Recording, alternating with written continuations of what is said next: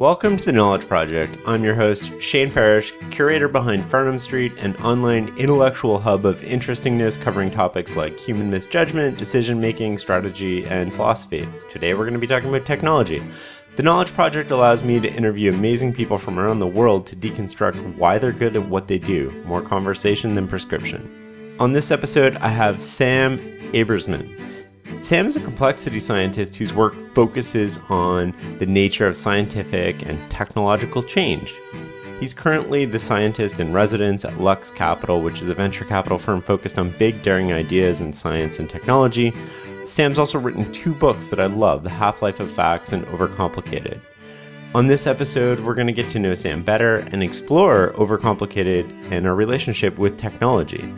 In the process, we're going to learn about the difference between physics thinking and biological thinking, which I think you'll particularly enjoy. Let's dig in.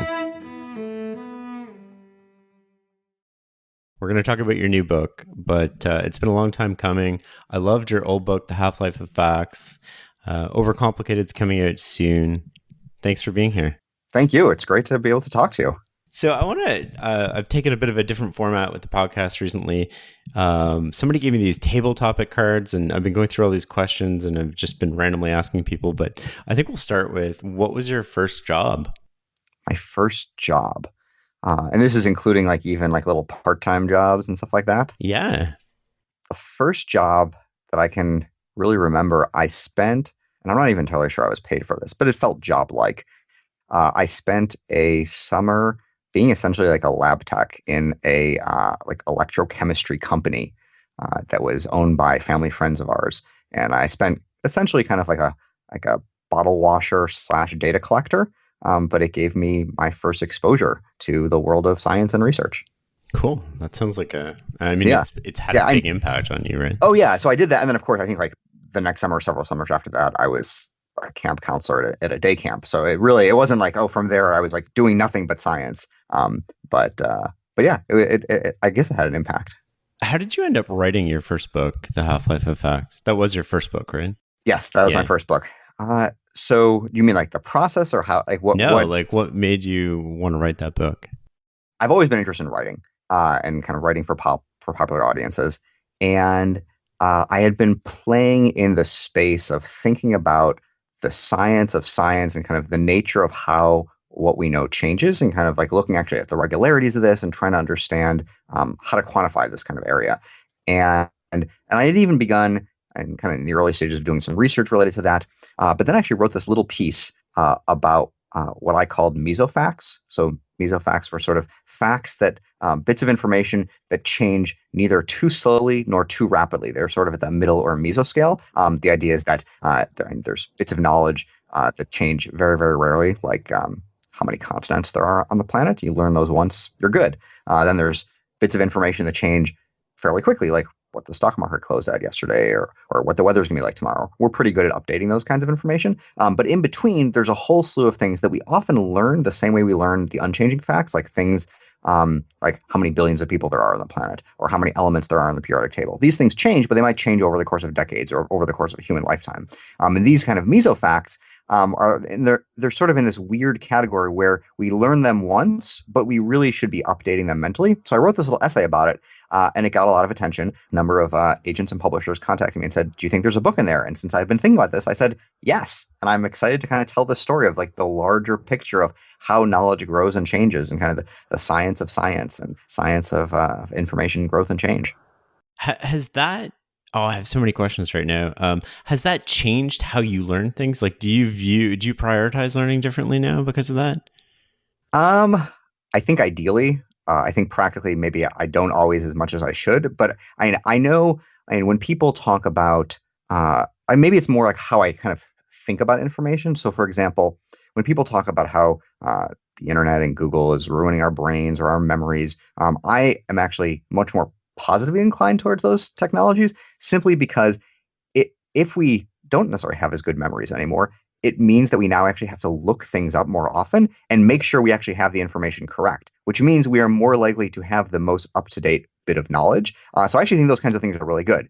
And I think for me, after working on that book, I think it's also, I've gotten better at delighting in being wrong and having the facts that I thought were true being overturned, because I know this is the way of the world. And I think this is kind of, and for me, it's more just having a scientific mindset towards everything around me. And science is, it's a body of knowledge, but even more important than that, science is really a means of querying the world. And I think recognizing that everything we know is constantly in draft form is really like that's the way we should be thinking about the world. And so whether or not you're doing science or simply just living your life and reading magazines and having bits of knowledge and information about nutrition or how to take care of babies being overturned, I think these things are all really, really good, and they're really exciting. And I think we just need to kind of make that more explicit in our everyday lives.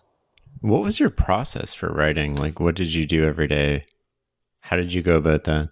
So for this most recent book, which I have maybe a better memory of, the way I did it was I set myself a goal of kind of just a certain amount of text to create per day. And at least as the initial step, I said something like 1,000 words a day. And so I just write 1,000 words, and it didn't have to be on a single topic.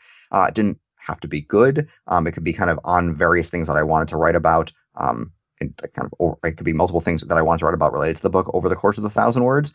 And then when I got something that was book length, then I kind of took it all, printed it out, kind of began rearranging it, realized that there were parts in it that I wanted to remove. There were parts that needed to be fleshed out significantly. There were things that needed to be connected. And then I kind of went through this kind of iterative smoothing process. And eventually I felt like I had something. Then I took the first chapter, kind of the introductory chapter, showed it to my wife. She read it and said, "This is garbage." And then, and I said, "Well, what do you mean by that?" And so we actually had this long discussion about kind of the discrepancy between what I thought I was writing about and what I actually had written. And then I explained to her what my goals were, and she's like, "Oh, write that explicitly." So I went back, worked on that chapter, clarified it. She said, "Okay, this actually makes sense now."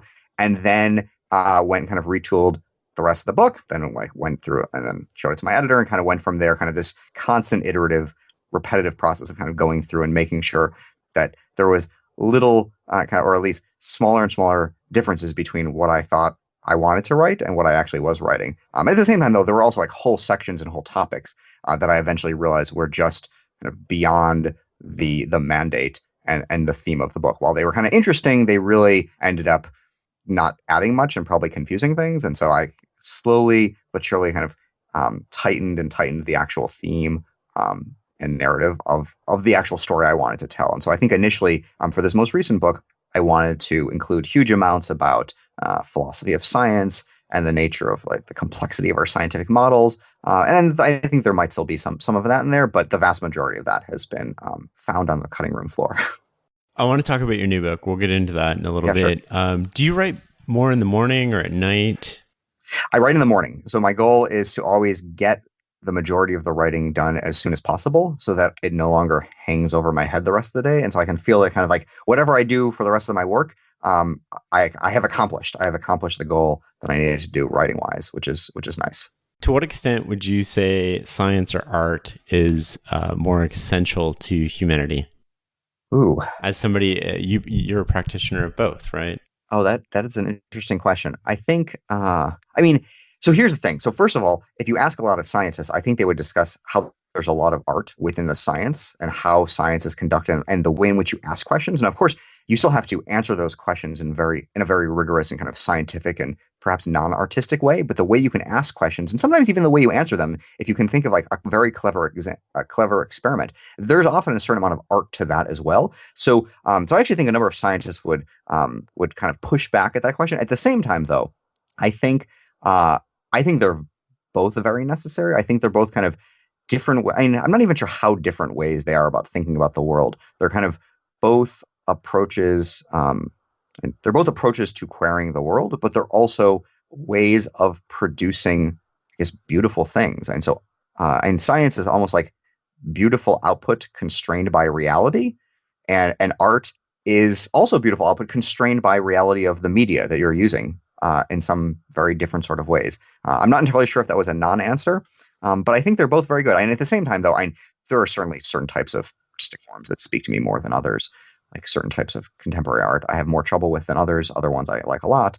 And I also think there's a lot of very interesting points of interaction. So there's like one whole, like the whole realm of like computational and generative art.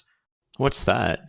It's where you almost create, you create algorithms that are responsible for generating the the images that you're looking at or some sort of artistic output. So like, for example, um, you could create a small computer program that generates a tree or an entire forest of trees. And these are all computationally generated. So no one really was the person who kind of painted the tree or kind of drew the tree, but they're all beautiful and they're all really really wonderful to look at. And you can also do this where people are now using machine learning techniques to generate text in response to images that are being shown to the computer program. And that also generates some really interesting things. Now, of course, the question is, what is the actual artistic output? Is it the computer program that generated that? Is it the result? I think in some ways, maybe sometimes those questions are kind of beside the point, because in the end, the output is very interesting, whatever level of output you're looking at. But yeah, there's some very interesting kind of points of connection with this kind of computational art and generative art. And you also have generative design, where people are using computer programs to design objects that almost have this like biological appearance to them, but are still functional. And they also are really beautiful in different sorts of ways than we might think of kind of traditional designed objects. Do you think that we will have the same emotional connection as humans to art that is derived from an algorithm as we do art that's derived from a person? Uh, Maybe. I imagine if you don't tell someone where it comes from, you probably can get a similar kind of response, especially if it's almost indistinguishable. So like there are computer techniques where you can give an image to a computer program and it will actually generate it in the style of famous artists. In some cases, that actually looks pretty good, and I wonder if it would generate kind of yield the same sort of emotional reaction. At the same time, though, I mean, maybe some emotional reactions for computational generative art would be maybe flattened. People would say, "Oh, it's not doesn't feel as authentic," or maybe it would be frightening to some people when they realize that computers can kind of be creative in certain ways. For me, it's really exciting just to kind of see the extent to which computationally generated art can be as beautiful as it is. I think that's actually really interesting to look at. And so I'm maybe less bothered by some of the like epistemological issues, and just kind of saying like, oh, these outputs are really cool. And plus, and it's also, and if they're beautiful and they're always different. And so you can see this even kind of going back like years ago when people first started doing like fractal art, either kind of just like zooming into like the Mandelbrot set or generating random mountainscapes that actually look like mountains but are entirely computer generated. These are really beautiful. They eventually kind of, and there's only so many of them you can look at before you're like, okay, I've kind of seen everything like, everything kind of looks the same. But at the same time, they're really, really interesting to look at and kind of see how like the variety, like the sheer variety of things that can be generated computationally. And there are a lot of people who are really at the cutting edge of this, both artists as well as computer scientists and practitioners. Yeah, and I'm just really impressed by the state of this space and what is really happening. And I sort of at the frontier of computers and science blended with art. Yeah, I mean, like the next decade or so is going to be fascinating to watch how that plays in. Yes. Who's the best teacher you've ever had, and what made them the best teacher? The best teacher I've ever had. Ooh, probably my parents. I mean, they were very good in not only encouraging me to kind of always look things up and kind of showing me and guiding me on like how to learn new things, but also really they were really instrumental in just making sure I like always kind of like thought about the world in playful ways. And actually, so the thing that I was always told by my father before I left for school when I was little, was the phrase, "Think, have fun, and be a mensch." And be a mensch is sort of this, and mensch is like Yiddish for kind of like being a good person. And essentially, he wanted to kind of instill in me these like three ideas: that you have to think about the world. You can't just kind of have this kind of unquestioning attitude towards it. You have to have fun. You have to have kind of this like playful attitude towards the world. It's not just like, I mean, especially when you're learning new things, it shouldn't be rote. It shouldn't be boring. It should be playful and should be exciting. You should have this kind of always the sense of curiosity. And of course, you should also be a good person while doing all these different things. And I think that kind of attitude and perspective, I've really tried to live up to that, and it's really stuck with me. And I think that those kind of goals are, and those are the kind of things that I'm going to be instilling into my own children. Those are things that get passed down family to family because it really resonated with you. Are you going to be telling your kids to look things up in physical books, or are you going to be telling them to look it up on the internet, or wherever you can find things? And I happen to have a lot of physical books, but the internet's also a great source of information. I would say like, physical books are a great hedge against like technological change. I mean, I know if like my physical book, if I in like 20 years from now, it will still be kind of backwards compatible with the human eye. Yeah. But and like an ebook, not entirely clear. But at the same time, if you want the most up to date knowledge, in some ways, and the internet and like Wikipedia in particular, it's kind of the closest thing we have to complete world knowledge. I say that kind of flippantly, but I think there's some truth to that. And I think having access to that kind of up to date information is really, really powerful and really important. And I think a balance between the old and the perennially wise, encapsulated kind of maybe in like older books versus kind of the up to date and the recent, encapsulated on the things you can look up online, is a really good balance to kind of think about the world and understand it. While you were saying that, I had an interesting question pop in my mind, which is, as an author, you deliver ebooks, Kindle books. Mm-hmm. As a book lover, you have a very physical connection with books that are unchanging. I mean, and the connection is not unchanging, but the text is unchanging. How do you feel about the ability to update books, like update Kindle books to reflect this latest information? Maybe you go in, you add an extra chapter, you change some things around, you fix some errors. That's not possible in physical books. It is possible in the electronic kind of medium. How do you feel about that as an author, a scientist, given your research? So I think the possibility is interesting. At the same time, though, maybe as an author, like at a certain point, I mean, the book is never done. There's always new things to add or other bits of information to update as we kind of learn new things about the world. But at the same time, maybe as an author, you kind of want to just be done and say, okay, like this is a finished product, and like you have to be willing to kind of release it out into the world. And so I think there are different types of products that are maybe like outputs that are more well suited to constantly being updated, and other ones that are kind of just like, this is a finished product and we can be done with it. And I've heard stories of like, even like with novels of like, and people editing them like right before they're going like on stage to do a reading of their novels, even though of course the novel is done, because they just realize, oh, they want us to like say things a little bit differently. And of course they can't do that in a novel. And it's not even like, oh, the novel is being updated with new information. It's just being like, there's always tinkering to be done. I think there's always tinkering to be done, but I think you also have to kind of recognize that you spend a lot of time with it, and it's like now you have to be willing to kind of move on to the next thing. So I think I think with science though, especially being able to not necessarily constantly update a single paper, but maybe link papers to newer papers that have information or kind of caveats or a response to the original research. I think that kind of thing is very, very powerful. And I think in the scientific world, the ability to have all of our research open and interconnected and constantly updated is really the key to actually making sure that as a scientific community, people can really query the most up-to-date state of the field and really test and see if it is the way things are, as opposed to right now in science, sometimes you have things that are out of date, but also because knowledge might be either locked behind journal paywalls or these articles are not necessarily as interconnected as they could be. People sometimes end up reinventing certain ideas. Sometimes that's just simply due to jargon boundaries, where one field might reinvent a model that had been known for several decades in some other field, because they just didn't even know that this thing was done with using slightly different terms. This kind of thing that will probably never stop happening. But I think by having open, interconnected science, we will be able to kind of make sure that the resource, like that, we don't waste resources, and we are kind of doing research in the best possible way. I like that. Switching gears a little bit, would you choose to be the worst player on a winning team or the best player on a losing team? You said so. Worst player on a winning team or best player on a losing team? Yeah. Interesting. I think if you're certainly being the worst player, kind of cynically the worst player on a winning team is exciting because you still get to win. But I think the less cynical reason for that would be if you're the worst player on a winning team, there's people around you who are all going to kind of force you to get better. So that might be kind of a less cynical reason to be on it.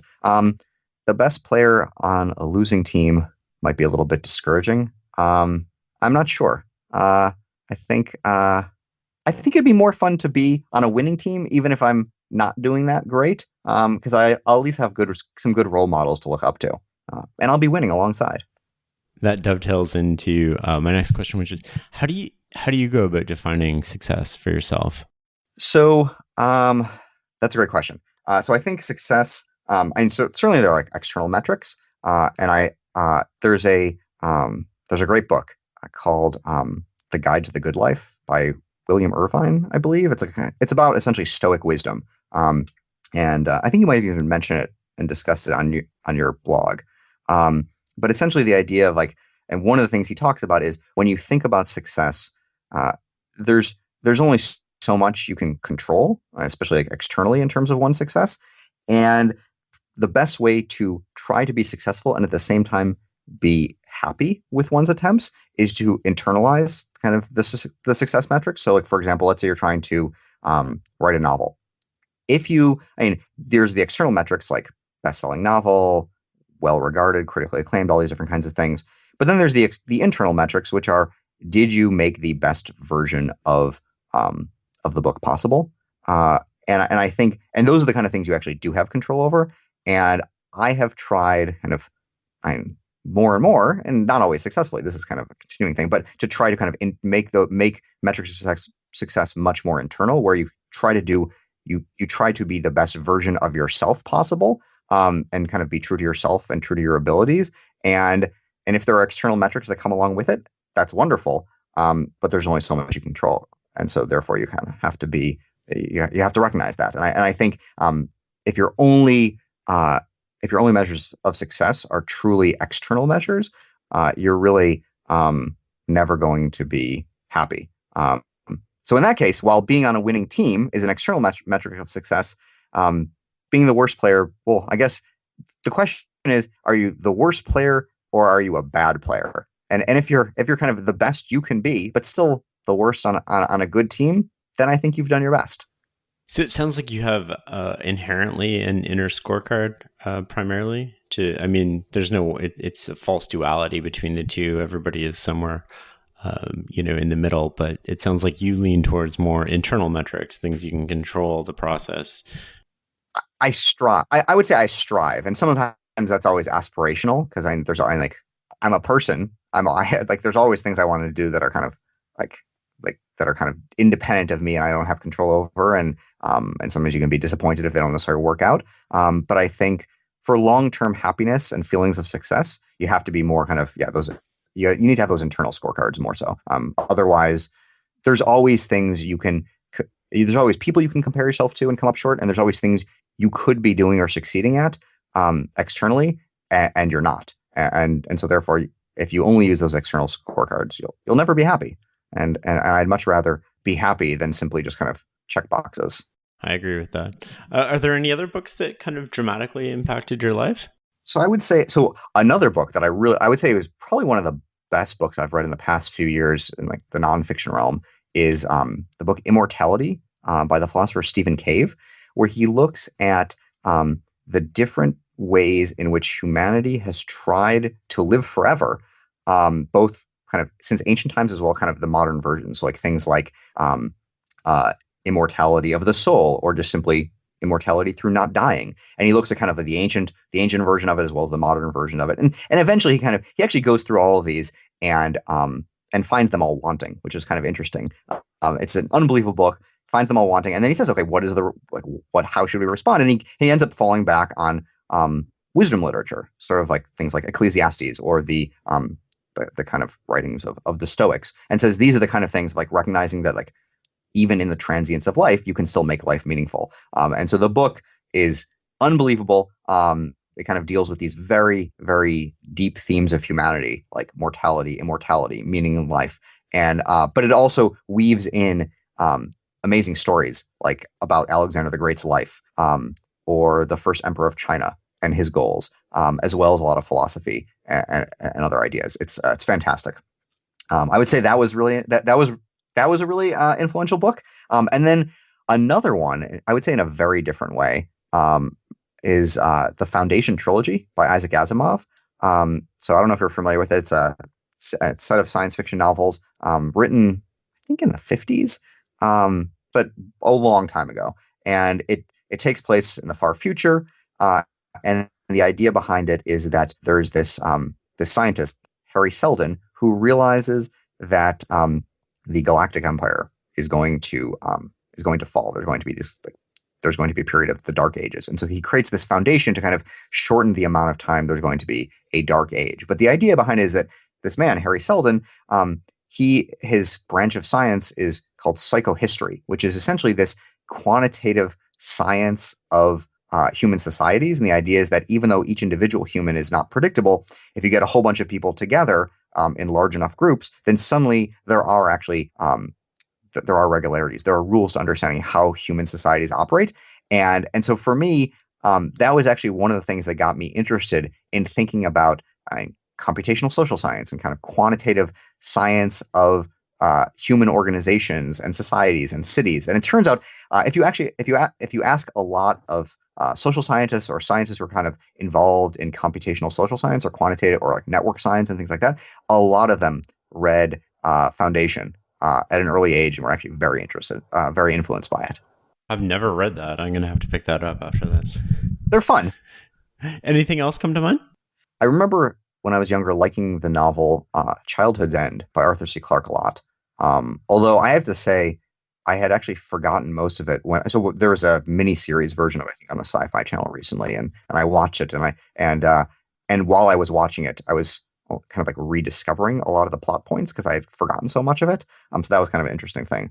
So I'm trying to, I would say those are some pretty influential books of mine. But yeah, like Foundation Trilogy, Guide to the Good Life, Immortality. And I guess also I would say, I guess in the fiction realm, another one that I really enjoyed.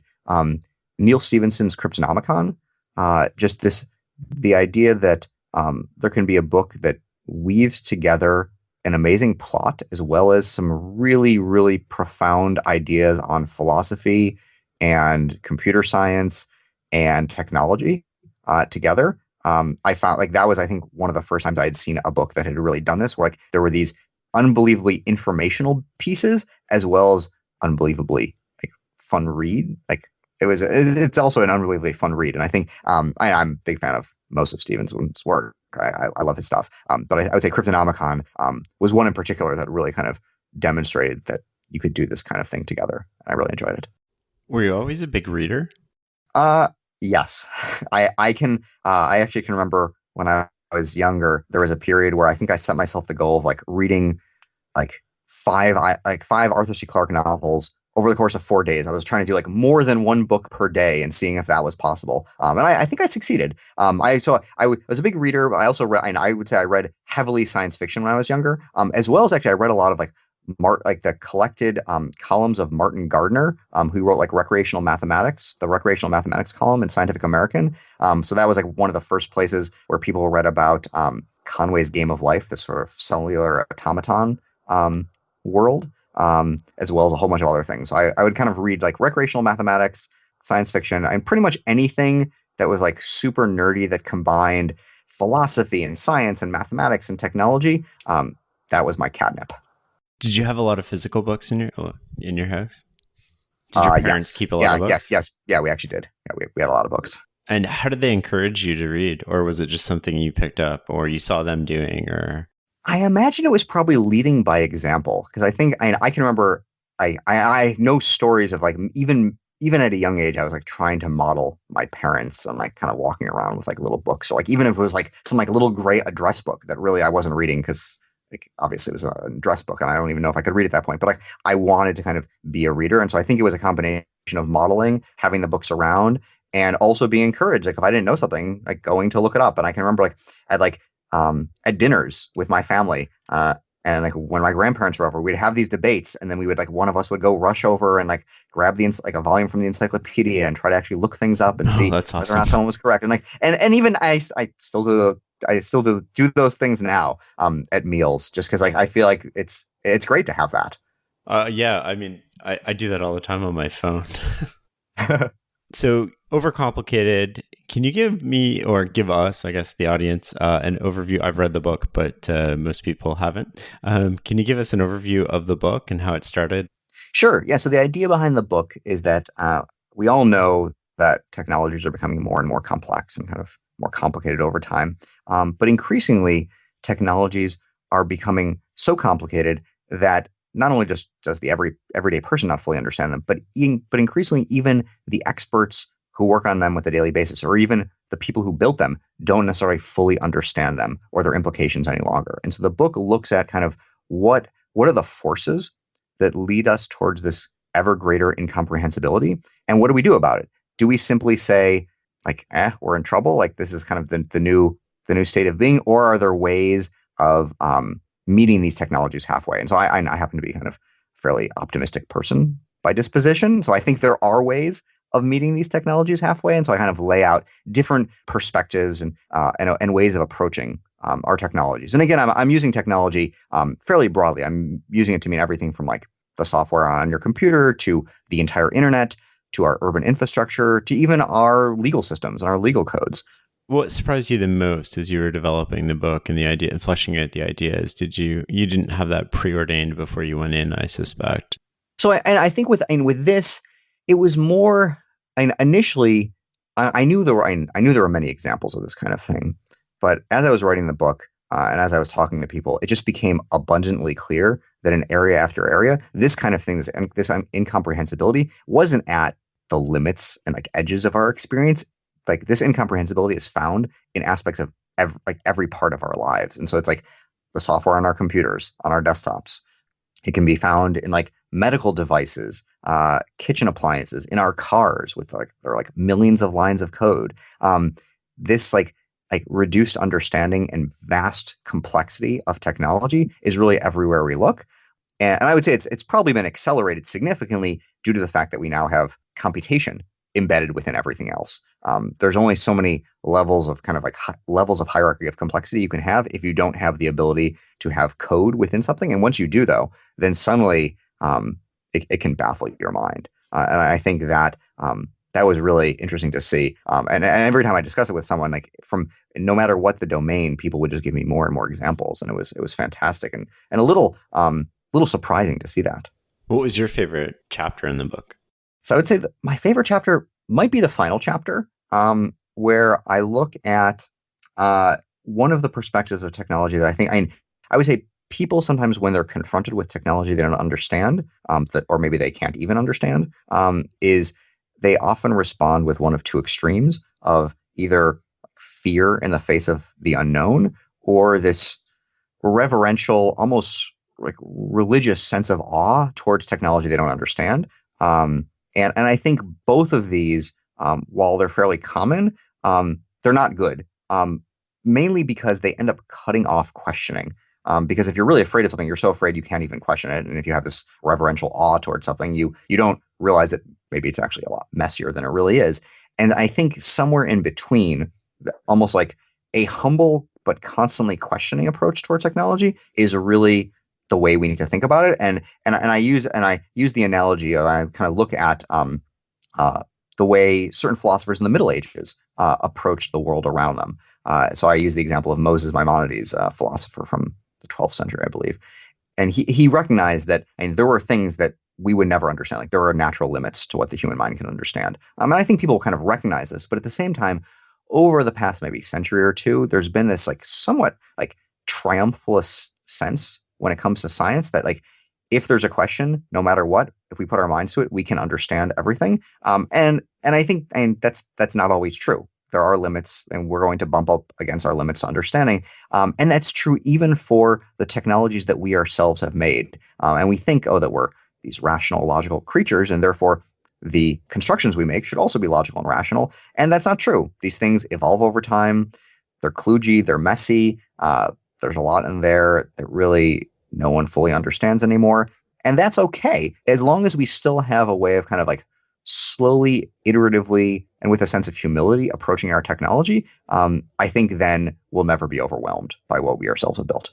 I like that. I think for me, the chapter that resonated, or actually the two ways of thinking that I took away from the book that I thought were incredibly insightful, were the biological versus physical thinking. So specifically chapter 5. Can you walk us through the differences between those two and how they manifest themselves when viewing technology? Sure. So I use this kind of dichotomy of two modes of thinking, which I call like physics thinking or biological thinking. And it's an oversimplification. And of course, not all biologists use biological thinking. Not all physicists use physics style thinking. So kind of with that caveat in mind, the two modes are that the physics mode of thinking takes something and tries to kind of create a simple means of understanding the vast majority of it. So like, for example, like a single equation that explains the vast majority of the motion of objects. And or you can write down like a single formula and it would explain like 50% of what's going on in cities and how they work. So something like that. On the other extreme, you have the biological approach, which says that you actually need to focus on the details, and that the details and kind of cataloging the diverse instances of things that don't make sense. Not only do the details matter, but sometimes that's like those are wonderful and they're really really exciting, and you can see kind of those trends in like certain biology, like kind of the naturalists of old who would go around and collect butterflies, as well as certain types of biologists who would just kind of they focus on a certain molecular pathway or the relationship of the interactions of two different species within a larger ecosystem. Recognizing that you can even create models of understanding these things. They're still amenable kind of mathematical modeling if that's what you want, but focusing on kind of the details is very very important for a larger understanding. While the physics approach might be like let's kind of sweep away the details and just focus on kind of the abstractions that we can learn from. And I think when we think about technologies, oftentimes we might feel that we need to have the physics style approach because we've built these systems, and so therefore they should be amenable to kind of a simplified understanding. And oftentimes that's not true. When we have a large technological system that interacts with the real world is complicated. The technological system needs to be complicated. It needs to deal with like all the many edge cases and weird exceptions. Like when you build a self-driving car, for example, it can't just deal with the like one case of driving on a highway in perfect weather. It might need to deal with rain or sleet or people jumping out into the middle of the road or animals doing their thing or glare. And when you build a technological system that mirrors the world in all of its complexity, you have to be kind of aware of all the details. You end up making something that's more biological in structure and ends up therefore being more amenable to kind of this biological approach. And so oftentimes when you're confronted with a really complex technological system, you might have this desire to really think about it in a simple way. But in fact, it might be more appropriate because, and if a technology has a messy organic feel to it, has evolved over time and kind of accreted bits and pieces, if it looks biological, maybe we can actually learn from how biologists look at biological systems. And so we can look at the details and kind of catalog bugs in order to kind of gain further understanding. Or in the case of like maybe a really complicated machine learning system, we might have a really powerful output, but it might but it might be really difficult to kind of understand what's going on under the hood and how it arrived at that output. And so therefore we have to kind of use this iterative, slow approach to understanding how the system did what it did. This almost like more biological approach where you kind of get bits and pieces and from based on that slowly get a larger picture of what's going on. And I think you need both. You need kind of both the physics mode of thinking as well as the biological approach. But we certainly should not give short shrift to the biological mode of thinking when we're dealing with our own technologies. Often we get into almost like a false duality in these frames of thinking. It's like this is the one way to see the problem. Even if you have these multiple models like biological or physical thinking in your head, you end up kind of narrow and pigeon. But if you look at it through both lenses, you end up removing some of your blind spots. Oh yeah, no, I think the more models you have, the better you're going to be able to approach these systems. And another kind of approach that I advocate with these technologies is like having simulations, like the same way that in playing SimCity, you might gain a better sense of the complexity of a city rather than not necessarily the details of the city, because SimCity is clearly an oversimplification of a real city, but you still kind of understand like the nonlinearities in a city's performance or the bounds of how it operates. I think the same kind of thing, if you have a simulation for a technology, you'll gain kind of a better appreciation for how it works and like maybe even how it bites back and does weird things you wouldn't expect. And I think that kind of thing is really important. So if I'm a manager in an organization, how should this change how I go about managing the complexity, not only in the software, but increasingly in the vectors of the organizations? So I would say I certainly approach it with a sense of humility. Don't think that like a single mode of thinking can explain everything and have multiple different types of models, but also don't try to change too much too quickly. I think, and especially like when someone kind of comes into a new organization, there's a tendency to really make a mark and change a lot of different things, and that desire should be tempered with this recognition that when a system might be highly nonlinear, highly interconnected, and sensitive to change in ways you can't expect. Therefore, you have to respect that. You have to kind of respect the complexity of the system, and only in doing that can you kind of recognize what is in your capability and ability to actually change. Do you think that becomes increasingly hard as things like machine learning maybe encroach more and more into the day-to-day of the workplace, where even if we understood the technology that created the algorithms are now creating their own algorithms. So at some point, through so many iterations, we lose track of what's actually happening. We just know we get the output, and that creates a dependence. So I think, and yeah, there can definitely be concerns, but I think as long as we recognize that these technologies and they're tools or instruments for doing things, and like this, and we've always used tools to kind of be better able to do our jobs and complete our tasks. These feel in some ways qualitatively different because of our reduced understanding. But I think as long as we kind of recognize what they're like, what the end goal is, and still strive to always try to understand them as best we can, I think it can be okay. Is there any other advice you would have for people to integrate their thinking about technology and how to approach it? So I would say one way that a lot of people think about technology, like every day, like when you're looking at your iPhone and it does something weird. We often think with technology like it's okay to kind of outsource our understanding because there's always some expert, like an Apple genius who can fix it or can understand it. And I think we recognize that in many cases that might not actually be true. There might be no expert who can fully understand the system. Then it'll be more then we'll be a little bit more deliberate in actually trying to understand these technologies. And I think one thing that from an engineering perspective, we need to build into these technologies, as well as something I think people just need to be mindful of looking for, is trying to find ways of kind of glimpsing what's happening underneath the hood of a technology. And because I think for too long, we think a system is like perfect or really nice until something goes wrong and suddenly or like the actual complexity and complication is revealed to us. And it's a lot better to have ways of kind of glimpsing the underlying complexity underneath something that feels kind of very simplified, and very pristine. And so whether or not that's like as simple as like playing with like the command line on your computer if you have access to it, or following more carefully what's happening with a progress bar as something's being installed, even if sometimes those progress bars are fairly divorced from the reality of what's happening underneath. I think paying attention to those little details can actually provide you a little bit better sense of what's happening. Certainly not enough, always, but it can at least give us a hope of getting a glimpse of what's going on kind of beneath the hood.